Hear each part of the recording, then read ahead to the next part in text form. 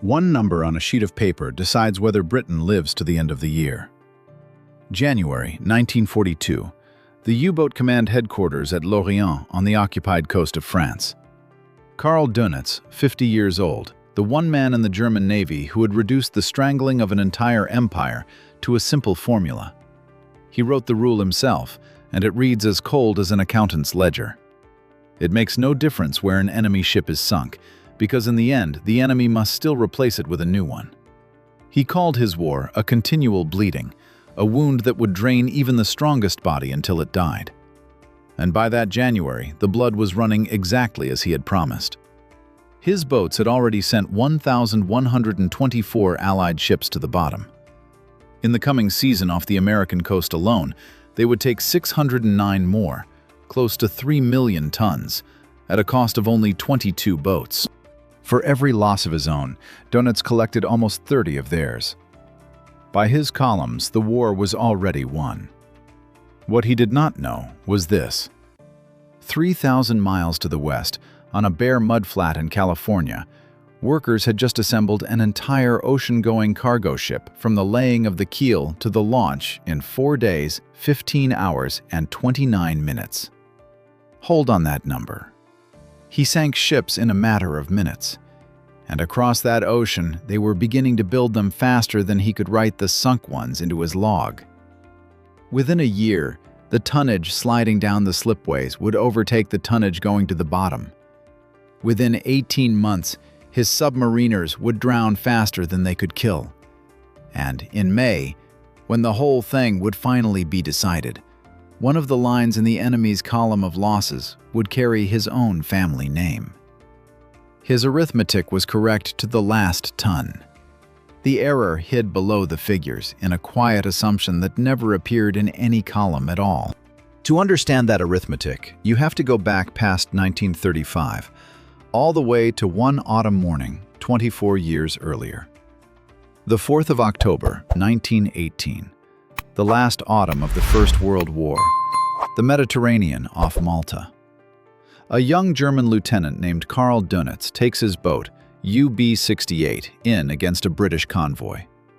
On the surface, at night, he drives a torpedo into a British steamer of about 3,000 tons and sends her under. Then, in the morning, as he moves in for a second attack from below the surface, the boat fails him. She loses trim and broaches to the top of the water, directly beneath the guns of the escort. British warships open on her, and Donitz finds himself first in the sea and then in a prison camp. By that autumn, the convoy had already broken the Kaiser's undersea war. For 3 years, the German boats had hunted merchant ships alone, one hunter against one victim on an empty horizon, and it had very nearly starved Britain out. Then the Admiralty gathered the merchant ships into herds and ringed them with escorts, and the whole picture changed.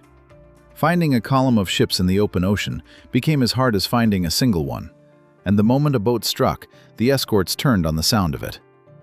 Donitz learned that lesson in the water with his own crew, having lost his command under the very flanks of a convoy he had dared to attack. And here is what he did with the lesson. 18 months as a British prisoner, first on Malta and later in a camp near Sheffield, he spent turning the problem over. If a single boat could not live against a convoy, then a single boat was the wrong tool. What if the boats hunted as a group?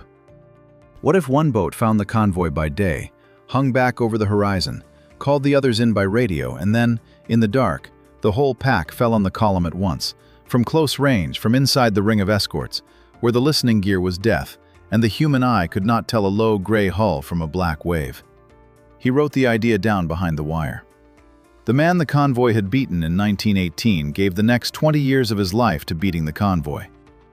And this matters at once. Donitz was neither a fanatic nor a fool. He built the submarine service of the Reich almost out of nothing in the years after Versailles, when the treaty forbade Germany submarines at all. He knew his crews by name. He met their boats at the pier when they came home, and his men revered him. The mistake he was about to make would be the mistake of a very intelligent man who was right about almost everything. That is the only reason it is worth anything at all. His belief only hardened with the years. In 1935, he worked out the formula. and the older admirals of the surface fleet laughed at it because Germany then had fewer than 100 boats and dreamed of great battleships instead. In 1939, he printed the whole doctrine in a book anyone could buy, the British Admiralty included, laying out precisely how his boats would gather and strike at night from inside the screen. And the Admiralty read it and did not believe him. By the opening of 1942, with his boats burning the American coast, there was no one left to disbelieve. He was not alone in his certainty. The whole of the German command looked down on America as a nation that knew how to make refrigerators and razor blades and would never learn to fight in time. The man who spoke it plainest was Hermann Göring, who told Hitler in a letter that the Americans could not build aircraft, that they were very good at refrigerators and razor blades and little else. It was the settled opinion of the men running the war, and it reached from the top of the Reich down to every wardroom in the fleet. The arithmetic behind the settled opinion was simple, and for most of naval history it had been true. A ship, once sunk, took the enemy the better part of a year to replace. An island that imports 2/3 of its own food capitulates from empty warehouses long before the last shell is fired. Donitz did not need to win a fleet action against a battle line. He needed only to keep the balance tipped, sinking faster than the enemy's yards could launch, and one day the shelves of Britain would be bare and the war would be over. He had even worked out the price.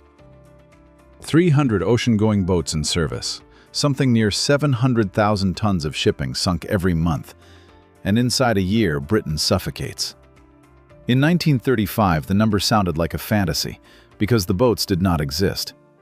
By early 1942, with 248 boats where there had once been 57, the number sounded like a promise about to be kept. Then, America walked into the war on its own, and Donitz was handed the gift he had not dared to ask for.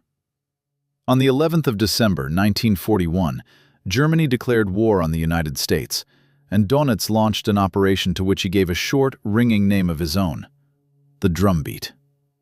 He had only a handful of long-range boats free to send, 5 of them at the start, across 3,000 miles of ocean. His submariners had a plainer word for what waited there. They called it the American shooting season. The eastern seaboard of the United States met the war as though it were not happening. In the first weeks of 1942, the American command, under Admiral Ernest King and the officer running the coastal frontier, Rear Admiral Adolphus Andrews, refused to gather the coastal shipping into convoys, arguing that a poorly escorted convoy was worse than none. The cities would not dim their lights because the beach resorts of Florida and New Jersey feared for their season. So the ships ran singly along the coast, without escort, without zigzag, silhouetted at night against the neon of the shore. A tanker crossing that band of light read from seaward the way a target reads in a shooting gallery, black against the glow, slow and utterly alone. The first blood was drawn by a lieutenant commander named Reinhard Hartigan in the boat numbered 123. On the night of the 11th of January, some 300 miles east of Boston, he put 2 torpedoes into a British freighter loaded with grain, and she went down with almost all of her crew.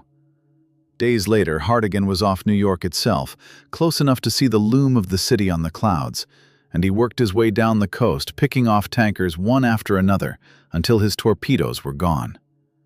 Behind him came the others, spreading south to Cape Hatteras and around into the Gulf of Mexico. For the people ashore, it was not an abstraction on a chart. Holidaymakers on the beaches of the Carolinas watched ships burn on the horizon and woke to find the sand fouled with oil and, too often, with the bodies of merchant seamen. Off Hatteras, the sinkings came so thick that the stretch of water earned the name Torpedo Junction. In the first half of 1942, in that theater alone, the boats sank ship after ship, while the shore argued about blackouts. Only in the spring, when Andrews at last began running coastal convoys by daylight, and the cities finally went dark, did the killing off the American coast fall away, and Donitz, watching the change at once, drew his boats back to easier water in the mid-ocean. The tally of that season was the sweetest of the entire war. In a little over 7 months, the boats sent 609 ships to the bottom, 3 million tons, a full quarter of everything the German submarine arm would sink in 6 years of war, for a loss of only 22 boats. The exchange rate Donitz tracked in his columns reached its peak. For each boat lost, he took nearly 30 of the enemy. No banker on earth dreamed of a return like that. And here the trap in this story opens. The tonnage war weighs only one pan of the scale. It counts to the ton what goes to the bottom. It is blind to what is being born at that same hour in the yards on the far side of the ocean. Dönitz watched the left pan fill and grow heavy with certainty. The right pan he did not watch at all, because until 1942 it had barely existed. He could not know that in that same winter, while his captains gathered their harvest off the American beaches, a man who had never in his life built a single ship was preparing to turn the whole of his arithmetic into a useless sheet of paper. The man who would break the arithmetic of Karl Dönitz was named Henry Kaiser, and until 1940 he had never so much as watched a ship slide down the ways. He built other things: roads across California, dams on wild-ridged rivers, the Hoover Dam wedged into the rock of Nevada, which his people delivered 2 full years ahead of schedule. He raised the Grand Coulee and the Bonneville on the Columbia, and set his mark on the Great Bridge across San Francisco Bay. When he lost the bid on the Shasta Dam for want of cement, he simply founded his own cement company and poured 6 million tons of it. It was said of him that he had perhaps never once been to sea. In the winter of 1940, Kaiser was handed a problem that almost every established shipbuilder in the country would have refused. Across the whole of the 1930s, America had built barely 24 ocean-going ships. A single cargo vessel took half a year, laid up from the keel by one gang of men, driven together rivet by rivet by rivet. And the German boats were sinking Allied ships faster than any yard on earth could put them in the water. Even at home, few believed the thing could be done. When Congress first floated the goal of launching 1 ship a week, that target looked impossible, and the skeptics had good reason for saying so. In the last war, American yards had begun something close to 1,000 ships, and finished fewer than 10 of them before the fighting stopped. In those days, if a yard could start and finish a hull in 9 months, that was reckoned very fast. Every plate had been stitched on with thousands of rivets, each one heated red in a portable furnace, flung to a catcher, forced into its hole, and hammered tight by 2 men with air hammers. Almost all of it done high on the ways inside the growing hull, where there was no room, and everything waited on everything else. The tonnage war of Karl Dönitz rested on exactly that history. It assumed the enemy replaced a sunken ship the way the enemy always had, slowly, in months, in half years. Kaiser's answer was to stop building ships the way ships had been built for 400 years. He was tough-talking and immodest, a man who stood in front of Senate committees and promised things the experts swore were impossible, and then delivered most of them. Until 1940, he had never seen a hull launched. Within 2 years, his yards were turning them out in weeks. His first heresy was against the metal itself. For centuries, the plates of a hull had been joined by riveting, and a good riveter took as long as 6 months to train, and good riveters were never to be found in the numbers a war demanded. Kaiser threw out the rivet and went to the weld. A welder could be trained in about 2 weeks. A former waitress could be taught to lay a sound seam before the month was out, and a welded hull was lighter and quicker and needed a fraction of the skilled hands. His second heresy was larger still. The ship was no longer built whole on the slipway from the keel up.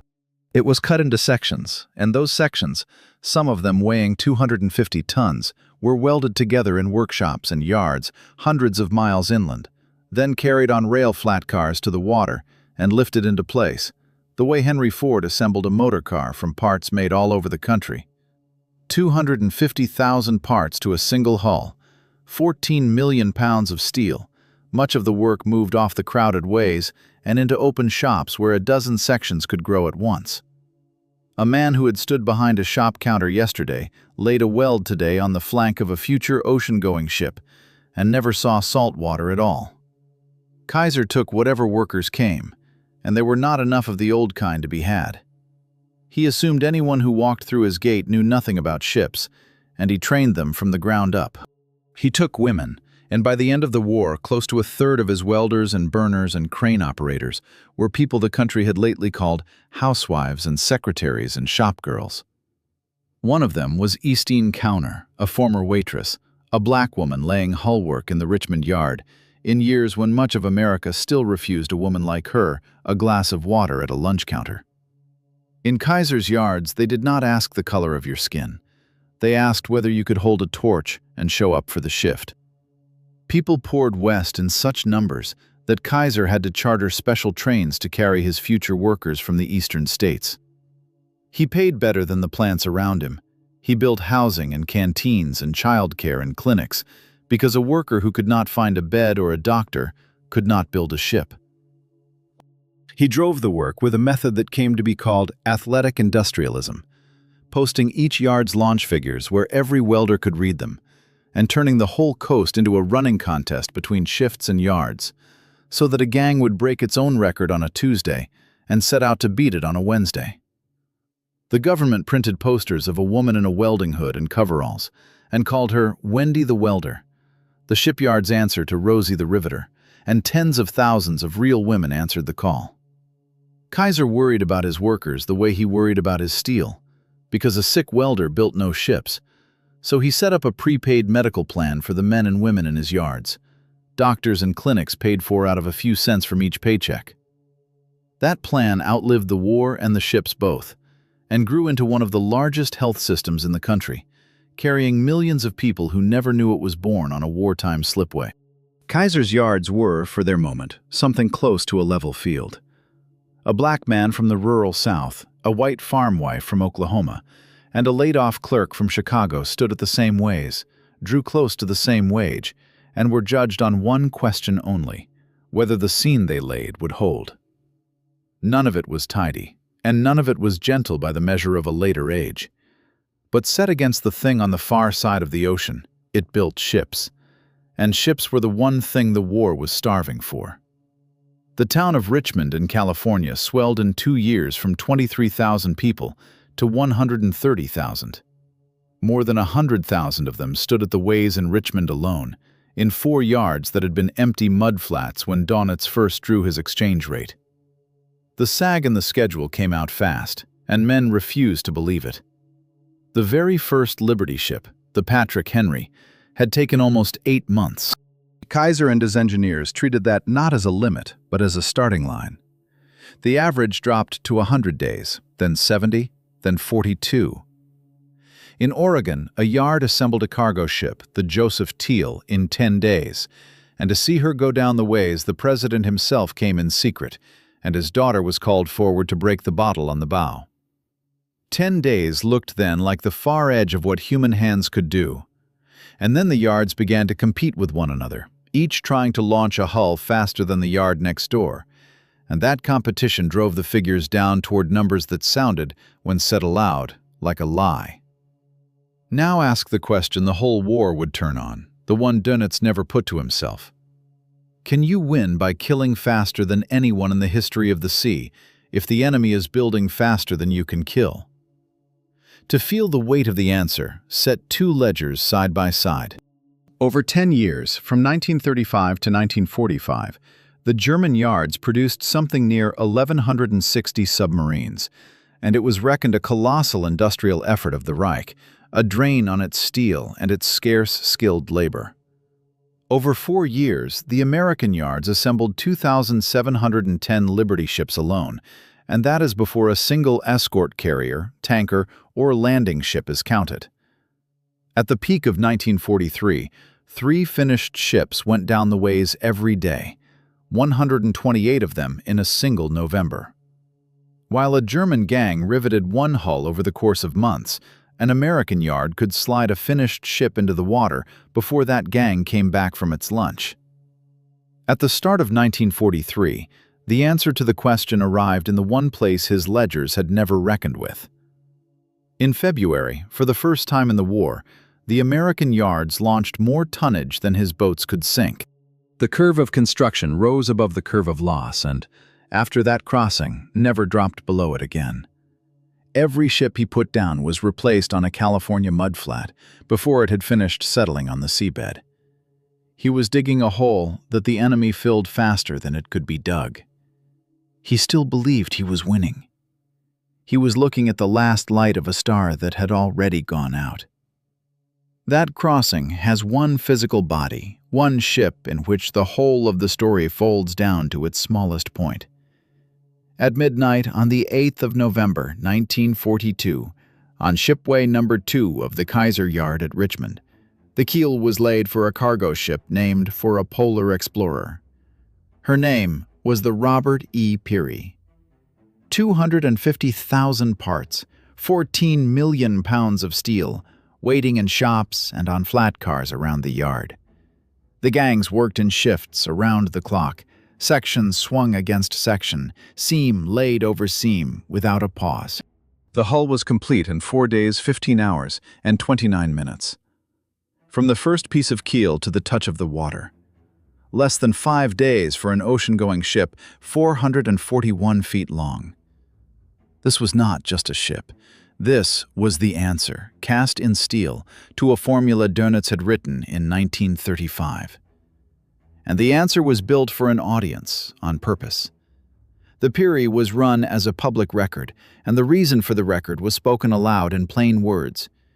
To prove to the world that the United States could turn out ships faster than the enemy could sink them. They built it in the open. They told the newsreels why. Anyone could read the meaning of it, Berlin included. The man whose whole war was built on the speed of sinking was handed, in front of the world's press, a demonstration of a second kind of speed. And that demonstration struck straight at his single equation. Kaiser himself brushed the word stunt aside.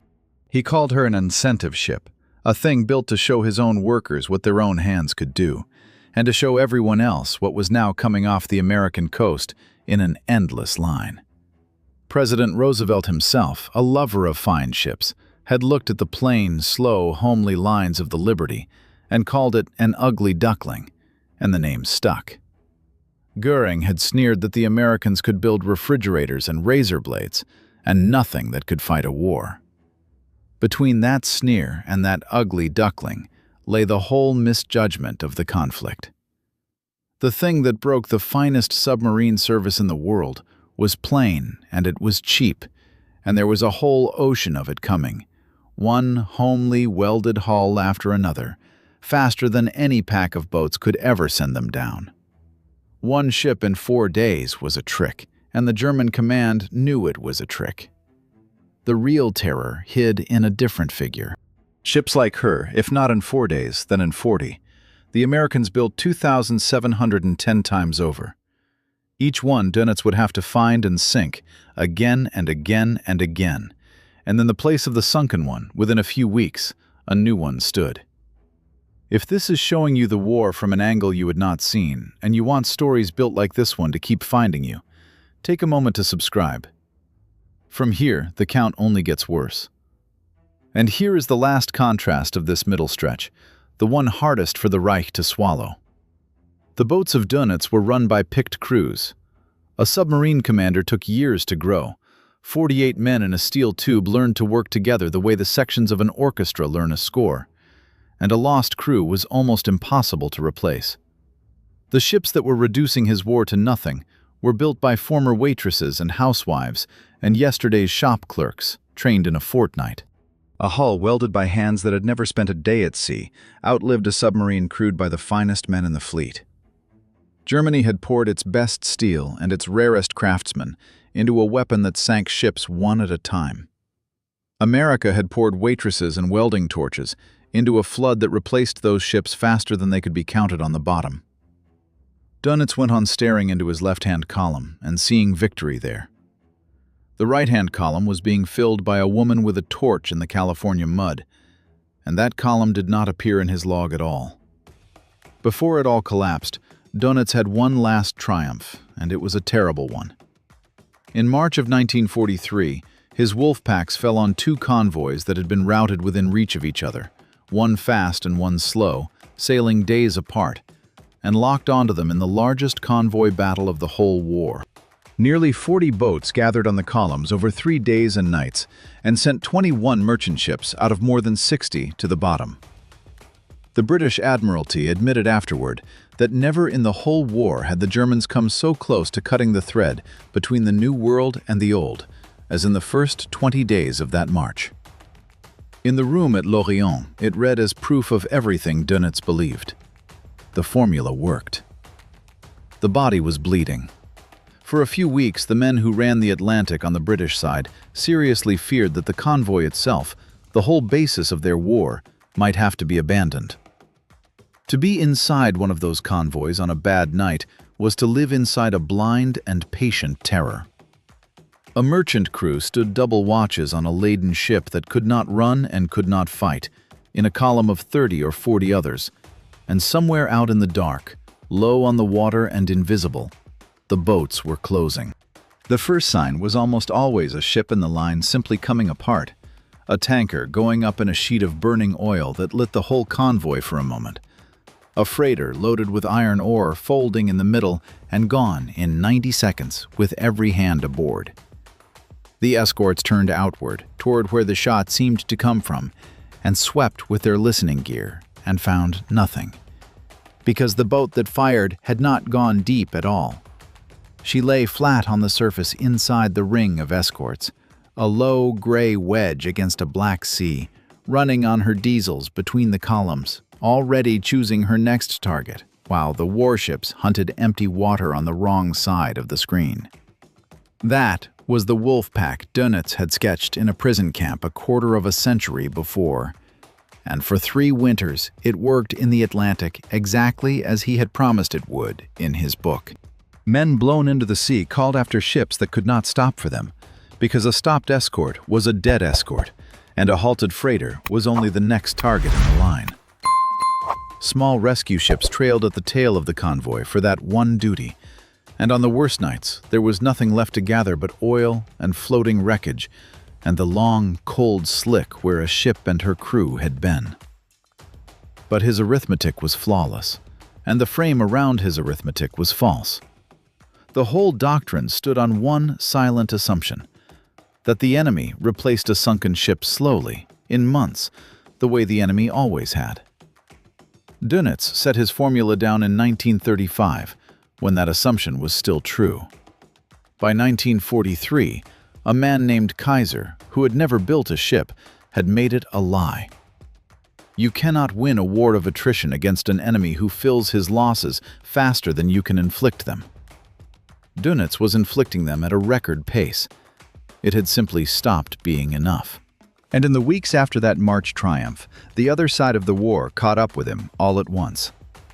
The Allies had spent 3 years learning, and now the lessons arrived together. They closed the one stretch of mid-ocean that no aircraft could reach, the gap the crews called the Black Pit, by flying long-range liberators out to the middle from both shores. They put small escort carriers into the convoys, so that aircraft flew over the ships day and night. They fitted the escorts with radar fine enough to catch a surfaced boat in the dark, and with direction finders that took a fix on a U-boat the instant it used its radio to call the pack. They formed spare warships into support groups that could race to a threatened convoy and simply hunt, hour after hour, without the duty of guarding the merchant ships. Over all of it, from a headquarters near Liverpool, a hard old submariner named Max Horton, commander-in-chief of the western approaches, drove the change with the cold patience of a man who had once hunted in boats himself and knew exactly what a U-boat feared.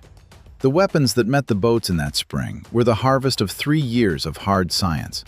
The direction finders the crews called Huff Duff could take a bearing on a U-boat the instant it broke radio silence to report a convoy, so that the very signal Donitz needed in order to gather his pack became the arrow that pointed his hunters straight to it. New radar, tuned so fine it could catch the wet hull of a surfaced boat in the dark, stripped away the night that had been the Wolfpack's whole protection. On the escorts, a mortar called the Hedgehog threw a ring of small bombs ahead of the ship that armed only on striking steel, so a crew no longer had to pass over a boat and lose the sound of it in the moment before attacking. Over the convoys flew aircraft that had once been unable to reach the middle of the ocean, and now flew there from small carriers sailing inside the columns, and from long-range squadrons on both shores. And behind the hardware sat a quieter revolution, a handful of officers and, famously, a room of young women working the convoy as a mathematical problem, proving that a larger convoy was in truth a safer convoy, and teaching 5,000 escort officers how to turn the pack's own habits against it. Donitz could never fully explain who kept inventing the answers that killed his boats. He was fighting a whole civilization that had turned its universities and its factories and its patient, clever people onto the single problem of him. And it had begun all at once to win. The first full proof came at the beginning of May, around a slow convoy outbound for North America, guarded by an escort group under a commander named Peter Gretton. More than 30 boats were thrown at it. When the week-long battle ended, the convoy had lost ships, but the pack had lost 7 boats, and the ratio that had built Dönitz's whole war had inverted inside a single fight. Then the exchange rate he had tended like a sacred thing turned fully against him. For the whole war, the arithmetic had sung in his favor. For 1 boat lost, he took scores of enemy ships. In May of 1943, the count stood on its head. Where a boat once surfaced in the dark and struck without answer, now the boat was met by an aircraft out of an empty sky, or a fix on its own radio call, or a support group that would not leave. The losses came as an avalanche. 1 boat a day. In that May, the German submarine arm lost more than 40 of them, and Donitz himself admitted afterward that the loss had climbed to 1/3 of every boat at sea, and that this was far too high to bear. Donitz did not look away from the figures. He kept a war diary, and each day his staff laid before him the tonnage sunk and the boats lost. And he studied the exchange rate the way a miser counts coins, because those 2 columns were the whole of his war, reduced to arithmetic. For 3 years, the figures had told him he was winning. Now, through that May, he watched the same columns tell him the opposite in his own hand. Boat after boat entered against fewer and fewer ships sunk, until the ratio he had built his life upon had turned completely over. He needed no battle report to understand it. The arithmetic he loved told him plainly, in his own ledger, that the thing he had promised the Reich could no longer be done. A man who lives by a number is at the mercy of that number on the day it turns, and in the 3rd week of that May, it turned against him and never turned back. Here is what stood behind the word loss in his log. A steel tube 200 feet long, 48 men inside it. A depth charge does not have to strike home. It has only to burst nearby, and the shock bends the hull and starts the seams. After that, the depth decides. The deeper a stricken boat falls, the harder the water presses on the cracked steel. And at some point, the ocean comes in through the failing seams, and it comes in as a solid wall. Men in the forward compartments could hear the bulkheads behind them give way one after another. Almost no one climbed out of a boat at depth. In the log of Donitz, it was 1 short line. In the sea, it was 48 men at a stroke, again and again and again, all through that May. On the 19th of that month, one of those lines took his own family name. That day, off a slow convoy out of Nova Scotia, a British sloop named the Sennen and a frigate named the Jed caught a German boat, the one numbered 954. They struck her with the Hedgehog, a spread of small bombs that burst only on touching a hull, and she went down with every man aboard. Among those who stayed inside her forever was a watch officer named Peter Dönitz, the youngest son of the Grand Admiral, the man who counted his war as a continual bleeding, for whom every sinking was a figure in a column, that day received a figure of his own. His son became one of the lines in the very column of losses he had kept since 1939. A year later, the war would take the second son as well, Klaus, on a fast attack boat off the English coast. Donitz would lose both. On the 24th of May, 5 days after Peter was lost, Donitz gave the order that amounted to surrender at sea. He pulled the wolf packs out of the North Atlantic and sent them to safer, emptier water, while he waited for new boats and new weapons that would never come in time. In his own words, set down for no audience, he was plain about it. We had lost the Battle of the Atlantic. Now the mistake can be named in full, the one that hid beneath the correct figures from the very start. The tonnage war weighed only one pan of the scale. It measured to the ounce the thing that sank, and it was blind to the thing coming down the ways. The whole doctrine assumed the enemy replaced his losses slowly. Kaiser made that assumption false, and once it was false, the record sinkings meant nothing at all. And winning that arithmetic unlocked everything that came after it. The ships that now crossed the ocean unhindered did more than feed Britain. They carried the armies. Every tank and truck and shell and ration that would come ashore in Normandy a year later, every soldier of the vast buildup crowding the English ports crossed the same water the boats had tried to seal shut. The tonnage war was the war beneath the war, the one that had to be won before any of the rest could even be attempted. Donitz had grasped that more clearly than the generals ever did. He had seen, better than almost anyone on his own side, that the whole Allied effort hung on a thread of merchant hulls 3,000 miles long. He had simply wagered that the thread could be cut faster than it could be respun, and the mudflats of California had proven him wrong. And the price of the mistake fell on men, on both sides. The American merchant marine paid a terrible one. Of 243,000 mariners, about 9,500 died, one man in every 26, the highest rate of loss of any American service in the entire war, higher than the Marines who stormed the islands. And the country they served for was slow to honor them. A merchant seaman was paid only while his ship floated under him, so a man torpedoed into a lifeboat had his wages stopped from the moment his ship went down until the day he signed on to another, and it would be more than 40 years before these men were granted the standing of veterans at all. They burned in floating oil, they froze to death in open boats, and more than 30 ships simply vanished with every soul aboard and were never found. And the gap between the tonnage sunk and the tonnage built was never a line on a graph. It was convoys that arrived. It was cargo swung up onto the docks of Liverpool and Murmansk. It was tanks and food and fuel that reached the front. It was ordinary seamen who walked down a gangway alive instead of drowning in the dark inside their own column, with no one able to say why the ship beside them had died. The submariners of Donitz paid a worse price still. Cut into the memorial near Kiel is the figure. Of 39,000 men who went to sea in the boats, 27,491 did not come back. More than 7 in every 10. The highest rate of loss anywhere in the whole of the German armed forces. Donitz sent them out to sink the ships of others by his formula, and in the end the formula came home and ate his own men, and among them his own son. Karl Dönitz himself survived the war. After the death of Hitler, he stood for 20 days at the formal head of what was left of the Reich, signed the surrender, then sat on the dock at Nuremberg and drew 10 years. He served them in Spandau prison, walked out an old man in 1956, and lived on until 1980, having outlived both of the sons his own war had carried to sea. And now the man who outlived Karl Dönitz and outlived the whole of his fleet as well.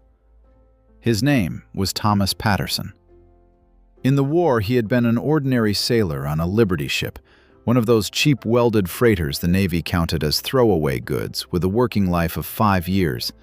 A hull the enemy was supposed to need half a year to replace, and the Americans threw together in weeks. After the war, Patterson rose to Rear Admiral, and in 1979 he did a strange and stubborn thing.